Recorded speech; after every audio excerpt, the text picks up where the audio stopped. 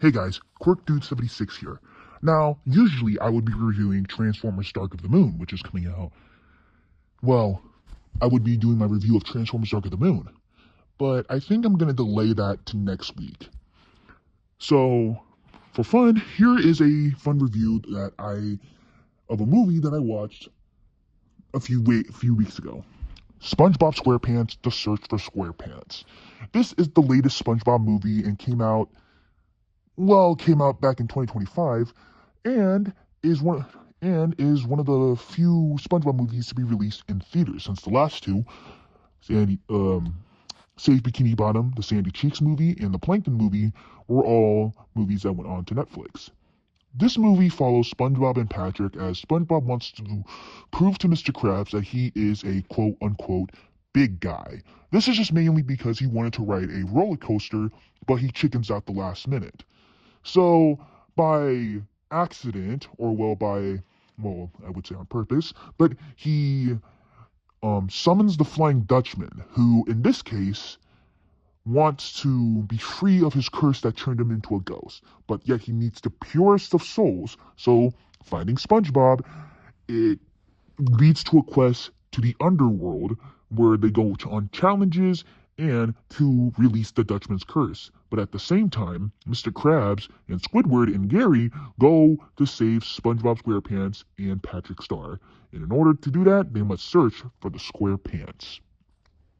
This is the latest SpongeBob SquarePants movie, and it's hard to say that it's been nearly almost 30 years since SpongeBob SquarePants has been on the air. Now, let me get this out of the way. I fucking love SpongeBob SquarePants. SpongeBob SquarePants is one of, if not the greatest cartoon show ever made. That is non-Cartoon Network or Disney XD. The point is, it's one of Nickelodeon's greatest shows, and I think, well, not what I think, but it's personally a show that really connected to me in terms of personal life.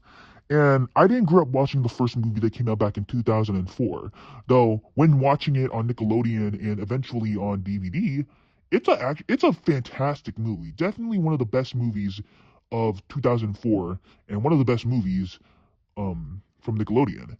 And then we have SpongeBob SquarePants Sponge Out of Water, which was my generation of SpongeBob movies and was unfortunately the last movie ever to be produced by Steven Hillenburg, aka the creator of SpongeBob SquarePants, who sadly passed away in 2018, which rest in peace. But with that, we got tons of spin-offs, and then we got the what was supposed to be the latest theatrical SpongeBob movie, Sponge on the Run, which I know a lot of people really didn't like that movie, but I find it to be a guilty pleasure, mainly because of how, well, me and my brother were looking up to it. And my brother is a huge SpongeBob fan. In fact, he owns all 300, well, yes, technically he owns all 300 episodes of SpongeBob SquarePants. But then we have this movie. And with this movie being the latest SpongeBob movie in theaters, and just what are my thoughts about this movie? Honestly, it's okay. Now, don't get me wrong, this movie isn't bad, but it's just not good in a sense. But I do want to talk about what's something great about this movie. The fact that it feels like an old SpongeBob season. You probably get what I'm saying, that this feels a lot like the original 3 seasons, which is some of the best in Nickelodeon history. The original 3 seasons of SpongeBob were very funny. Now I do love seasons 4 to, I want to say 10, but I haven't caught up with the show as of late. But I especially love the first 3 seasons because they capture a life that I would want to go back to. But what I also love is that the director, Derek Dryman, was also a guy that worked on the few earlier seasons of SpongeBob, and this is his directorial debut, and I think he did a okay job directing it. But what are some good things I love about this movie as well? Well, aside from it feeling like old SpongeBob, I like how this this movie is basically a re reimagined story, well, a reimagined Shanghai, which is a fantastic episode, and it's Shanghai is pretty much just like Search for SquarePants, where the Flying Dutchman takes SpongeBob and Patrick, only this time he's with Squidward to do shenanigans. So I like that how it's a lot like Shanghai. Um, Other things I really love is the animation. I think the animation is actually really good. It reminds me a lot of something like I would want to say the Peanuts movie and not Spider-Verse to an extent, but something like Spider-Verse where it captures the the cartooniness of the original show. And the voice performances are actually, well, what's nothing to say about it. It's fantastic. You still got Tom Kenny as SpongeBob SquarePants and Gary, which is a fantastic, he's pretty much what Peter Cullen is to Optimus Prime. He's a fantastic guy. I would love to meet the dude in person. Then you have Bill Fagerbacke, or Fagerbach, as Patrick Star, and he's still fun. He's fun. You have Roger Bumpus playing Squidward. Clancy Brown is Mr. Krabs. Mr. Lawrence is Plankton. Carolyn Lawrence is Sandy. The only one who didn't come back to reprise their role was the Flying Dutchman, who in this movie he's played by Mark Hamill. Yes, that's right. Luke Skywalker and the Joker is once again playing a cartoon character. It's funny that I also know Mark Hamill for being the guy who voiced the bear in The Wild Robot. Um, so it's kind of funny that he's also in this movie, and Mark Hamill steals the show. Like, he does a fantastic job as the Flying Dutchman, even though I do wish that the original voice actor came back to reprise his role, even though he still does the role today. But Mark Hamill does actually a really great job as the Flying Dutchman, and I do know that Ice Spice is in this movie, and that's all I'm going to say about Ice Spice's character, because she doesn't do much in this movie. Um, I love the score too. I think the score is actually really great because it uses the score from the show, and it really does feel like it's from the old seasons of SpongeBob. It feels like it, and it's just fun. Um, because I will admit, it did make me laugh. There was a part in the movie that gave me a good laugh for like a good 20 seconds with me and my brother. Um, And that's pretty much all I have to say that's good about the movie, because this movie isn't fantastic. If I gotta be honest, what's a bad thing about this movie?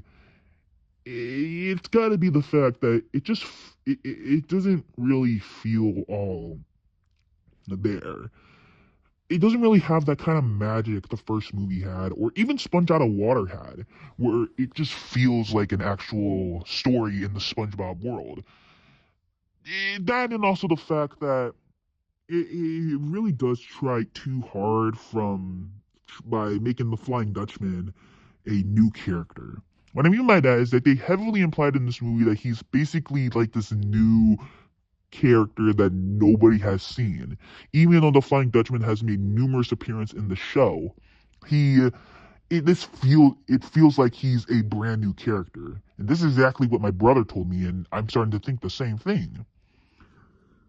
The other thing that kind of really doesn't work for me in this movie is this live action segments. And god damn it, the segments are so bad.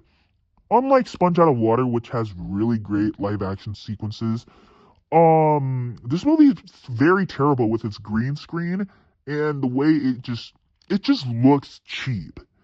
You can tell that this movie looks very cheap, and it looks like it was about to be a Nickelodeon movie that's supposed to be on Netflix. What if I were to tell you that this movie was supposed to be that? Yes, this movie was supposed to be, believe it or not, a Mr. Krabs movie. That's why this movie features Mr. Krabs heavily in this movie. This movie was supposed to be a Mr. Krabs movie. While I don't know much about what the plot was originally supposed to be, it was supposed to be but from what I heard from my brother, he said that this was supposed to be a a Mr. Krabs movie. And it just coincidentally had to feature SpongeBob in it. Um, but it's funny because also we were supposed to, like, a while ago, we were reported that there were supposed to be like 4 SpongeBob movies, and this is the 3rd movie out of the 4. We still don't know what the 4th movie is, otherwise I'm probably losing a little bit of memory, but we already have the Sandy Cheeks movie, the Plankton movie, and this movie. So you got to be honest, 2024 and 2025 was pretty much a big year for SpongeBob SquarePants because they just released three movies in the span of 2 years. Three movies for SpongeBob fans is probably one of the best. Well, if you ignore the fact that the Sandy Cheeks movie wasn't all that great and the Plankton movie actually being good. Um, but there really isn't that much for me to say about SpongeBob SquarePants Search for SquarePants. It's definitely a good movie. Don't get me wrong. I'm not going to say it's a horrible movie, but it's a good movie. Like, if you want to feel like you're watching an old episode of SpongeBob SquarePants, then this is definitely for you.